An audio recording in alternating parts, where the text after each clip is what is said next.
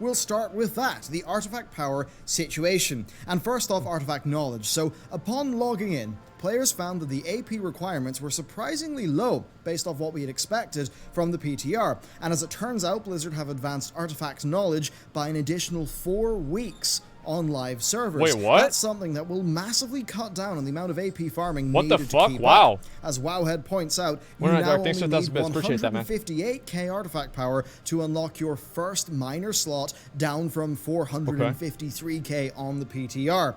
That's a hell of a lot less artifact power, and that's something that will be an absolute godsend to the top-end players, though not quite the bleeding-edge players. I'm still pretty sure that Method & Co. will be going as hard as they can to get just a little bit further ahead, even if that only means getting another 3% stamina node on the heart. That's about right. It right. still is worth noting that the knock-on effects that this will have on the rest of the patch, really, Green Giant, thanks for the 5 subs, man. I appreciate that, This is dude. a bit of a sign that Blizzard are copping dude. onto things, especially when you take into account these following changes. So, Blizzard have massively increased artifact power rewards for many types of content in the game. So, Siege of Boralis, Temple of Sethralis, Motherlode, Tull Gore, and Waycrest Manor have had their AP reward be increased by 30%, while... Well, that's great, because these things take fucking forever.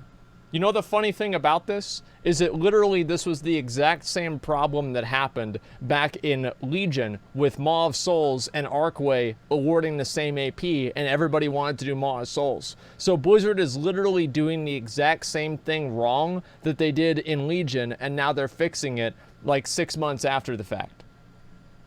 It's like, why wouldn't you... I mean, come on.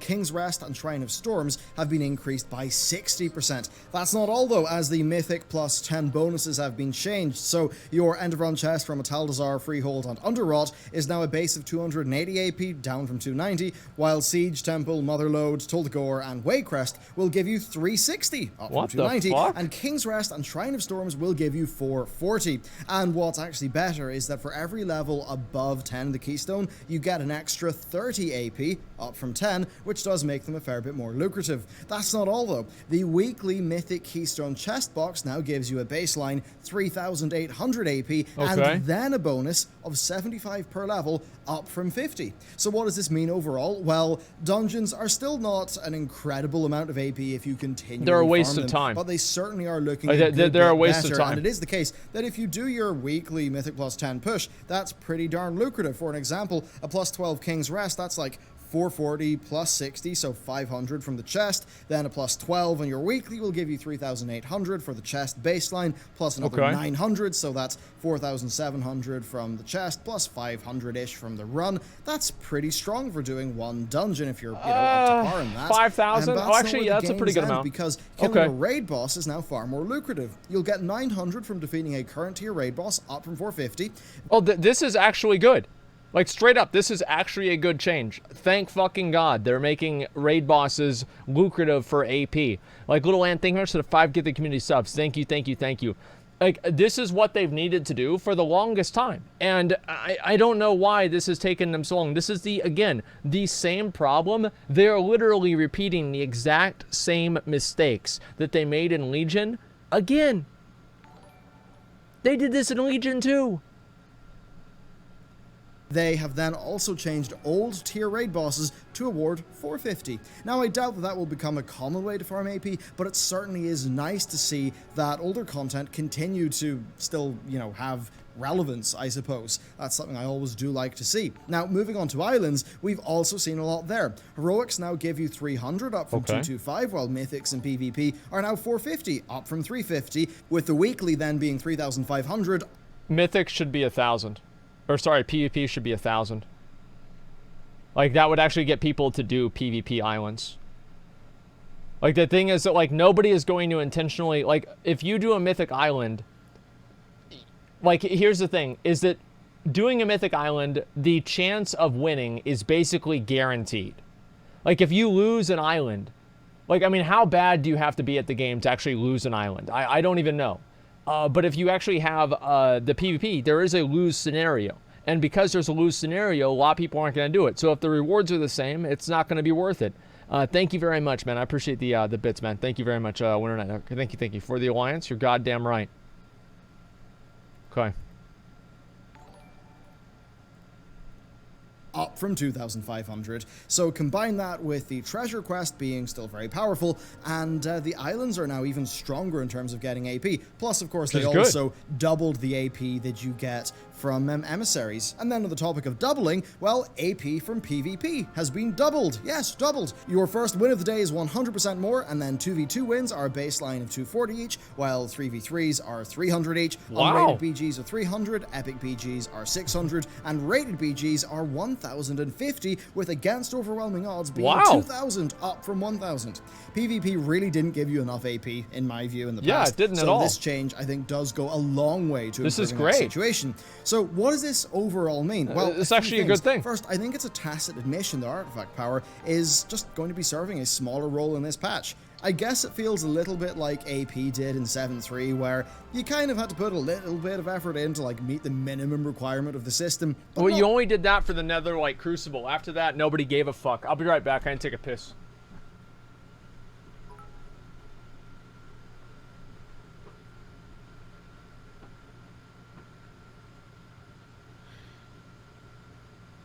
Oh man, oh man, oh man, oh man,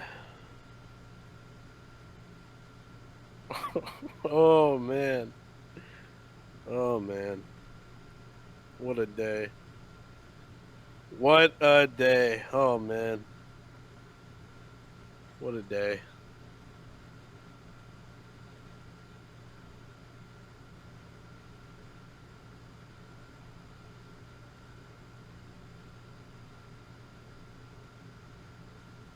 Hey, fuck you, YouTube!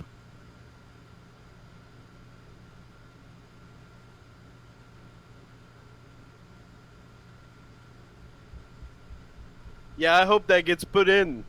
All these videos where Asmon reacts, I hope that gets put in. Fuck you. What? What's up, man?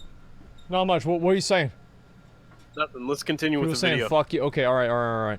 An awful lot of time.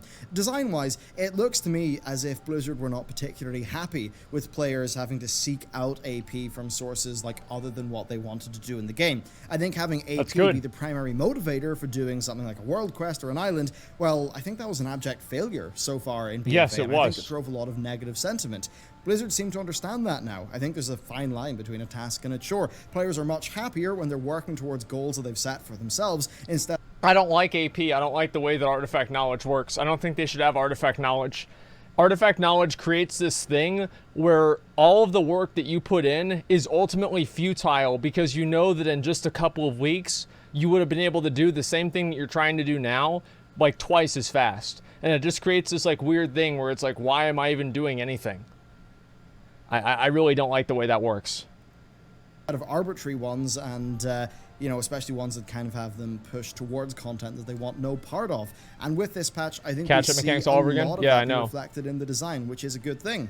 What works out much better for players is if they just earn AP for the existing things that they're doing, so the correct move is what we see here, to bolster the rewards for content that people are already doing, instead of sort of pigeonholing them into a smaller amount of content. So overall, great changes from Blizz. I really like what they've done, and let's keep on moving, because we've got Transmog to talk about. This was an important one for many. All armor except for legs can now be hidden. There are actually already some posts on Reddit of people making really good use of this. I saw a particular one which was a transmog of the vanilla cover art Demon Hunter, which is like the topless elf, so that was pretty cool. Yeah, sure, really, that's cool. It's a significant relaxation on what they've had before, and I think it's a good step that they're moving to allow more player freedom there, even though Wait, players can make all slots hidden except legs. Let's keep it classy. Wow. I thought it was just your chest piece. I didn't know it was everything. Holy shit. May result in a few rather unseemly mogs potentially harming the overall flavor of the world. Their harder stances do seem to be, well, eroded by player feedback. Perhaps Blizzard have realized that they kind of get it wrong sometimes. And I think with these mog rules, we're really seeing things that are pretty good. Relaxing their restrictions has also resulted in Cookie's Tenderizer, Dire Brew's Shanker, and Nat Peggle's Hat being transmoggable as well, which is certainly good. Now, moving on, there are some more interesting miscellaneous things, like support for 21:9 loading screens, which as a 21:9 monitor user, I'm pretty happy about. Great. And then your friends list actually taking your BNet favorites into account. There is one thing that I'm kind of surprised that seems to have just flown under the radar, and that is that there's a new altitude system for audio. So when you fly above the ground, ambient sound will now change to accommodate your new height. So that's pretty cool. It just used to not care about altitude whatsoever in the past, so a pretty nice change. Yeah, I guess Their that's approach to cool. this patch Sure. really just seems to have been like, hey, sorry, there's a bunch of stuff we should have done a long time ago, let's do it. So further to that, Hellfire Assault, the first boss of Hellfire Citadel, has been made a bit more reasonable to solo, with the damage that the NPCs do to the cannons being dropped and the number of munitions needed to pass the encounter going down to 5. In addition to that, and wow, they really needed to do this, that's passives good. have been added back to the spellbook. BFA I'm sure that most say. players, especially returning players and people Here using we go. boosts, were spending a good amount of time wondering why some of their buttons just randomly started glowing, or why cooldowns were just reduced or reset sometimes. In truth, there are some specs that are kind of complex and arcane in a way, just, not intuitive, right? When you don't have those passive tooltips being there to explain. And this was down to Blizz's attempt to simplify the appearance of the game by baking passives into abilities and then hiding some, but this ended up leading to just information just not being clear and present. So as usual, now it's all visible in your spellbook, and that is so much better, so much more readable. If someone's character randomly starts glowing, you can actually just look in your spellbook and find out why. Now, in addition to the rather long patch notes, there were a number of changes in this patch that went undocumented. So a massive thank you to the r/WoW community. I prefer to call them illegal changes. Collating and sharing these. So first of all, the reported 415 weapon from Nazjatar is not 415 in live, it's actually 370. So it's no longer a free bit of almost raid gear, but it still is helpful for anyone who's not played in a while. There are the 415 was too high, 370 was too low. They should just make it 400. That's what would make sense to me. Why three? Who uses 370s? Changes, including a nice update to it's so bad. Fire particles, a fix to the High Mountain Tauren's face mash for females, a long-awaited fix to the clipping Nightborn Heritage belt. Really took them a while on that one, didn't it? And then some new dances. So specifically, the Zandalari Trolls have dances for Moonkin and Travel Form, and the Shaman Ghost Raptor uses the Zandalari Travel Form dance now as well. Then Moonkins, who use the Glyph of the Stars, are treated to a new, more fitting sound effect when they shapeshift. Mages have also had their refreshment table be updated to be a little bit more fitting for 2019. So let's move on to some more quality of life changes. We have some long-needed things like subtitles scaling with screen resolution, which is pretty good. That's and then good, when it comes to That's great. We've got some upgrades as well. The loot limit has been raised. Now, wait, what? Not too many people would normally run into this issue, but when group looting was introduced, it was limited to 25 NPCs at a time. Well, as of this patch, that's now up to 50, and I'm pretty darn sure that the hardcore farmers who are going there clearing dungeons and raids, AoE looting, for like say raw gold farming, I'm sure they'll be pretty happy to hear about that. That's great. Then of course there is the Caverns of Time portal being added to the new portal room. 2 less clicks. Farming old content is a bit less time consuming now. There was also a change to the Island Expedition items, so the Seafarer's doubloon consumables that gave buffs have been rotated to a new batch. The ones that have been removed from sale have actually been added back into the islands themselves, where they can be picked up and used. We do then have a change that reduces quality of life, thanks but for I think sub, man. was probably a bit of an unintended game mechanic, so it's kind of reasonable, and that is that the Underlight Angler's move speed bonus now no longer remains active in combat, and you know what, I think that one's actually kind of fair. There are also broken some if it performance was. improvements that have been reported, which I've seen. That sometimes is par for the course with patches, although this time it seems to have been fairly major for certain configs. I've seen reports of up to 20 FPS higher in ultra settings. But on that, not all of the changes are better, though, because it seems like we're missing the lighting quality option. There's now just one default thing that's on forever, which is going to suck for people who want precise control over their visual settings, or for people on configs where the sort of higher lighting settings were pretty punishing. Then, in addition, we've also lost the ability to overwrite and replace sound files manually in the game files. Of course, as a hunter, back in the day, that's something we would do. We'd use a silenced shot for, the weapons which were I don't even remember that, dude. I didn't even know you could do that. I had no idea. And it's one that is being looked at by Blizz, so there could be a fix there. And then there's one really peculiar change that, was pretty odd. So the close all windows API function is now locked during combat and can't be used. I'm not sure how many people have used that. I'm pretty sure it's nobody gives a shit about that.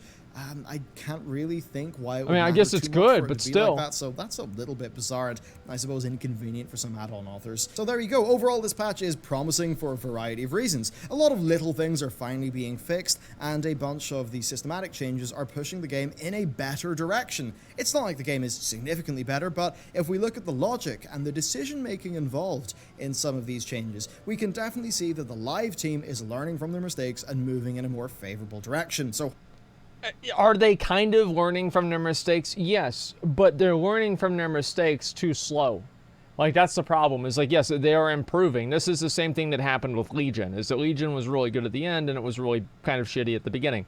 It takes too long for them to make changes. hopefully that's something that continues into the future. I sure hope For now, 8.3 though, saves it's time BFA. to enjoy the patch. So I'd like to know, is there anything that you would like to see fixed in the game? Are there any small issues that you think Blizzard ought to be aware of? Do leave them down in the comments. The more visible they are, the more that they could appear in maybe the next version of this guide for patch 7.2.5 or 8.2.5.